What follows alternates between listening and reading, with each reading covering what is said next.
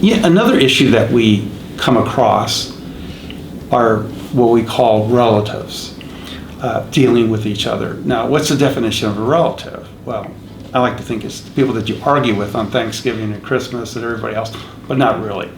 What the government calls a relative is a direct lineage descendant. So, for example, a grandparent to a grandchild, a parent to their children, married people to each other, and siblings to each other. They're considered as what the government calls a related party. The government has special rules in a 1031 exchange if you're selling to a related party or acquiring from a related party.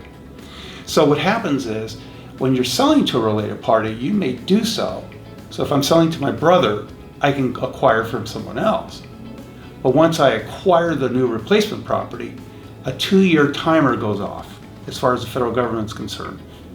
Both my brother who bought my property and the property I acquired cannot be sold for 2 years because we did business with a related party. It's a little different when I go to acquire a relative's property.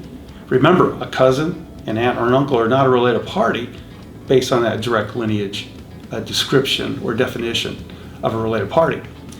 I cannot acquire a related party's property unless that related party is also doing a 1031 exchange.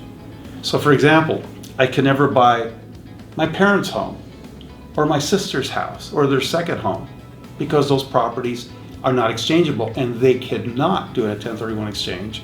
Therefore, that is not a qualified property for me to acquire. So again, before you decide to sell or buy with a relative, you should give us a call. We'll be happy to go over that definition with you and see how it applies in your situation.